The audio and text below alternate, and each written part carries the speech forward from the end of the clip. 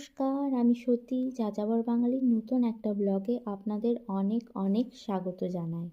আজকের ব্লগটা আমাদের জীবনে খুব স্পেশাল একটা দিন নিয়ে।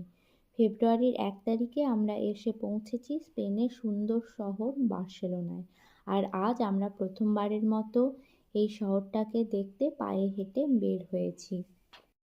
আপাতত 2 বছরের প্ল্যান নিয়ে আমরা বার্সেলোনায় এসেছি, তাই ভাবলাম গাড়ি করে নয়, পায়ে হেঁটেই শুরু করি আমাদের বার্সেলোনা জার্নি।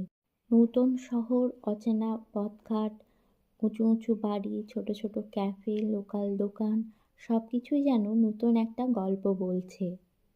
বার্সেলোনা শহরের যে লোকালিটিতে আমরা থাকছি সেটাকেই প্রথমে ভালো করে দেখে নিতে চাই।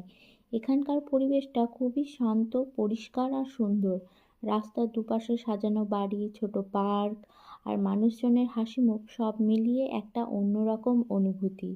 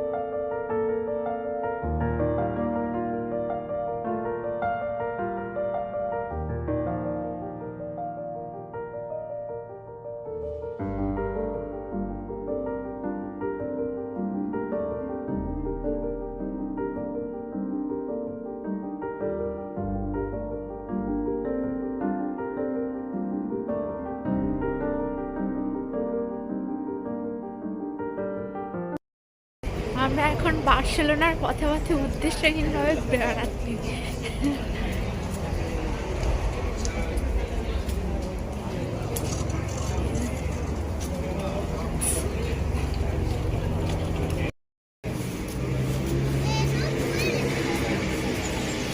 সানগ্লাস আনলে ভালো হতো, ভালো রোদ আছে।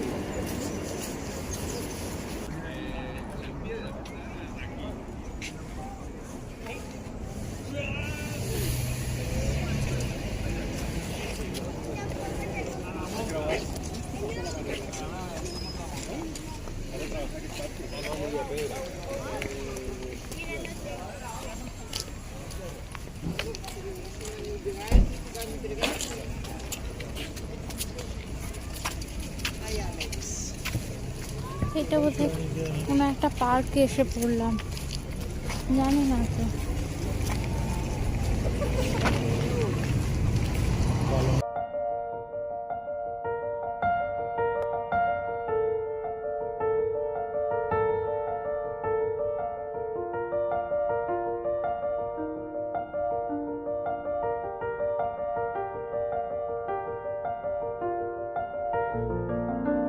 2023 থেকেই আমরা যাযাবরের মতো ঘুরছি।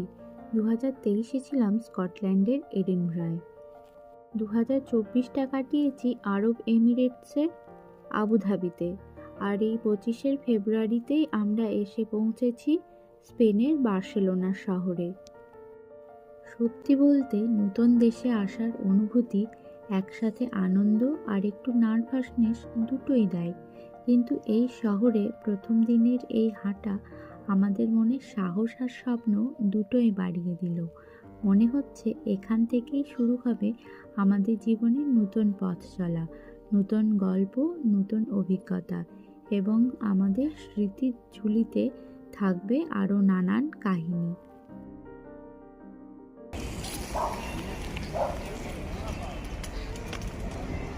রাস্তার ধারে এরকম এক গাছ করে কমলা লেবু ধরে রয়েছে।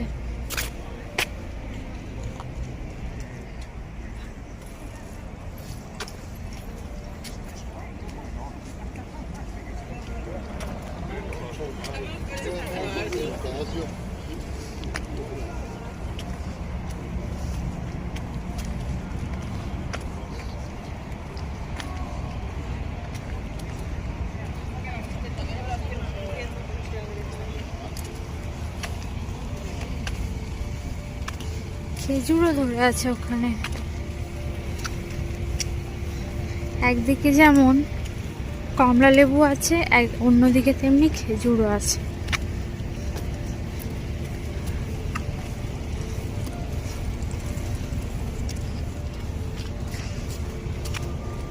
হাঁটতে হাঁটতে আমরা এসে পৌঁছেছি স্যাগ্রাডা ফ্যামিলিয়ার কাছাকাছি।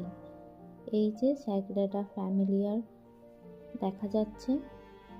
আমরা উদ্দেশ্যহীনভাবেই বেরিয়েছিলাম, কোথাও যাব বলে বেরোয়নি, কিন্তু হাঁটতে হাঁটতে এখানে এসে আমরা পৌঁছেছি।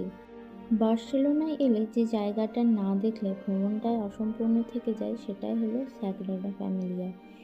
এটি বিশ্বের সবচেয়ে বিখ্যাত অসম্পূর্ণ চার্চগুলোর একটি।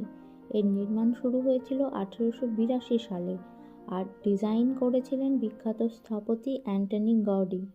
এই স্থাপনাটার সবচেয়ে আশ্চর্য ব্যাপার হলো এখনো পর্যন্ত এটি পুরোপুরি সম্পূর্ণ হয়নি, তবুও এর প্রতিটি খুঁটিনাটি এত সুন্দর ও বিস্তারিত যে ভিতরে ঢুকলে মনে হয় যেন পাথরের মধ্যে গল্প লেখা আছে। এই ছিল বার্সেলোনায় আমাদের প্রথম দিনের ছোট্ট একটা ঝলক। আগামী দিনগুলোতে এই শহরের আরও অনেক সুন্দর সুন্দর জায়গা, অভিজ্ঞতা আর গল্প তোমাদের সঙ্গে শেয়ার করব। ভিডিওটা ভালো লাগলে লাইক, কমেন্ট ও সাবস্ক্রাইব করে দিও। দেখা হবে পরের ব্লগে।